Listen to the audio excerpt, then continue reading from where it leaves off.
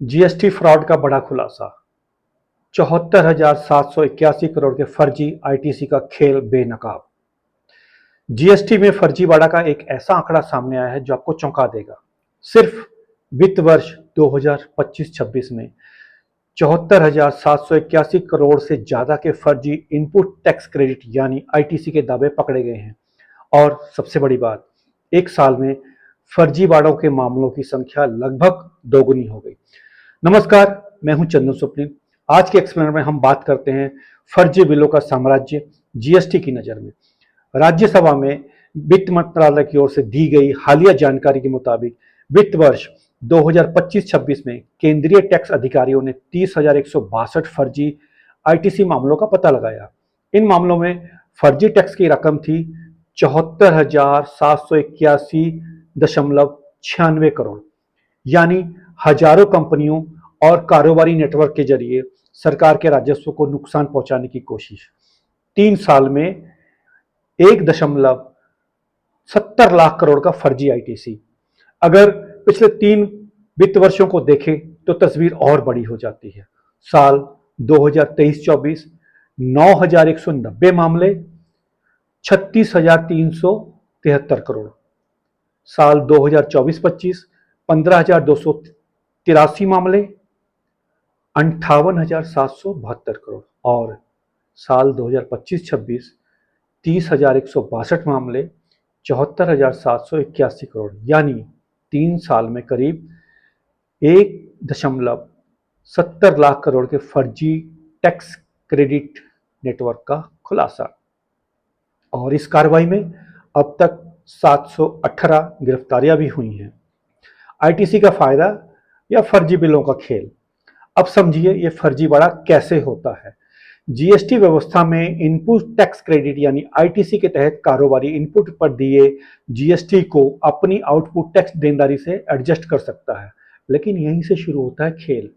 फर्जी कंपनियां बनाई जाती हैं, बिना सामान खरीदे बेचे इनवॉइस बनाए जाते हैं, कागजों पर ट्रांजैक्शन दिखाए जाते हैं और इन्हीं फर्जी बिलों के आधार पर आईटीसी क्लेम किया जाता है। कई मामलों में पैसा और बिल कई कंपनियों के बीच घूमता रहता है।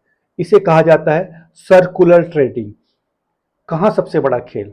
आंकड़ों के मुताबिक सबसे ज्यादा मामले गुजरात में सामने आए। गुजरात 12,511 मामले, फर्जी आईटीसी 12,632 करोड़ से ज्यादा और गिरफ्तारियां सिर्फ 55। लेकिन रकम के लिहाज से महाराष्ट्र सबसे आगे रहा। महाराष्ट्र 9,629 मामले, फर्जी आईटीसी 18,319 करोड़ से ज्यादा, गिरफ्तारियां सिर्फ 54। दिल्ली में 1,197 मामले और करीब 10,137 करोड़ का फर्जी आईटीसी। दिल्ली में गिरफ्तारियों की संख्या सबसे ज्यादा रही 74। इन सेक्टरों पर जीएसटी की पैनी नजर। फर्जी बिलिंग का नेटवर्क सिर्फ एक कारोबार तक सीमित नहीं है। जांच में जिन प्रमुख सेक्टरों के नाम है उनमें शामिल है iron and steel, textile, plastic, paper products, plywood, cement और कॉपर। इसके अलावा सर्विस सेक्टर में भी कट